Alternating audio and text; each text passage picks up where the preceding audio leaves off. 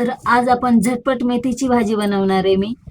तर त्याच्यासाठी मी इथे मेथीची एक मोठी जुडी घेतलेली आहे. ती स्वच्छ करून 2-3 पाण्याने स्वच्छ धुवून घेतलेली आहे. तर आता आपण बघूयात की मेथीची झटपट भाजी कशी बनवायची ते. तर मी माझ्या पद्धतीने भाजी दाखवणार आहे तुम्हाला. जर तुम्हाला आवडली तर तुम्हीही नक्की करून बघा. चला तर मग आता मी भाजीला फोडणी घालते. तर मेथीची भाजी बनवण्यासाठी इथे मी कढई गरम करायला ठेवली आहे. त्याच्यामध्ये 1 चमचा तेल घालतीये.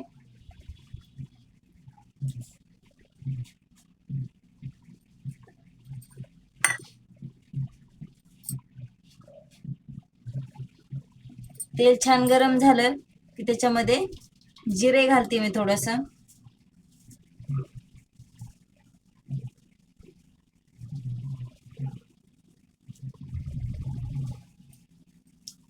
जिरे छान तडतडलं त्याच्यामध्ये लसणाच्या 5-6 पाकळ्या बारीक कट करून घेतलेल्या त्या घालतीये.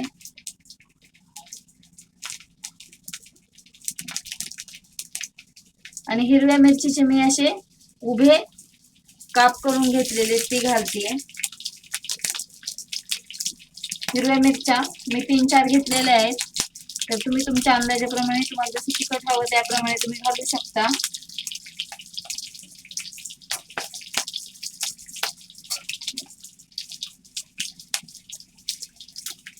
लसण आणि मिरची आपल्याला छान तेलामध्ये तळून घ्यायचे आहेत. लसण छान सोनेरी रंगावर आपल्याला भाजीमध्ये लसण छान सोनेरी रंगावर तळून घ्यायचा आहे. म्हणजे त्याची चव सगळी तेलामध्ये उतरते आणि भाजीला टेस्ट खूप छान येते.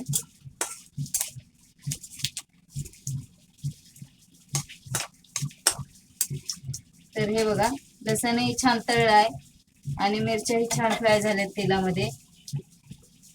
तर ही भाजी मी घालून घेते आता.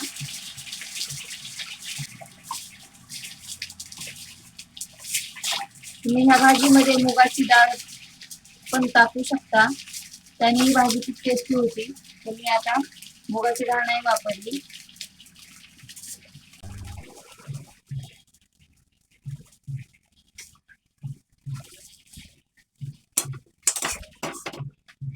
तर कुठलीही पालेभाजी बनवताना ती जर आपण सुकी पालेभाजी बनवत असो तर ती फास्ट गॅसवरच बनवायची.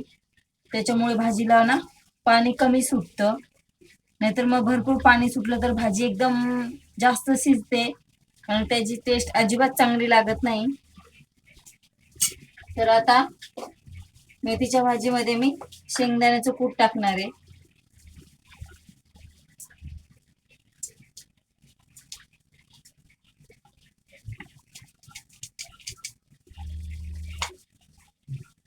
जर तुम्ही मुगाची डाळ मेथीच्या भाजीमध्ये टाकणार असाल तर ती अगोदर 10-15 मिनिटं पाण्यामध्ये भिजत ठेवायची.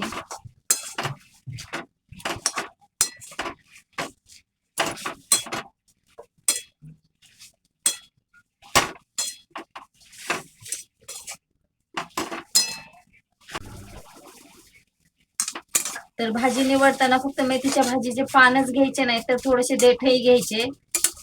त्याच्यामुळे भाजीची टेस्ट आणखीन खूप छान येते.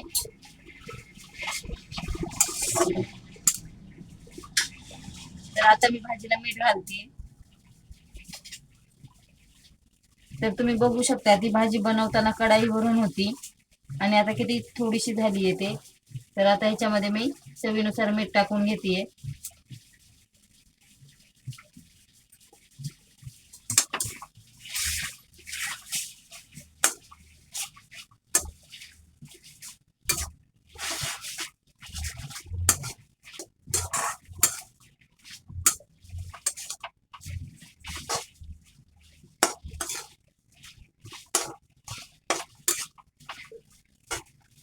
तर बघा किती झटपट आपली मेथीची भाजी तयार झाली आहे.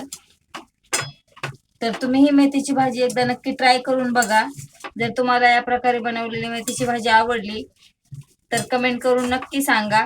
लाईक करा, शेअर करा आणि सबस्क्राईब करायला विसरू नका.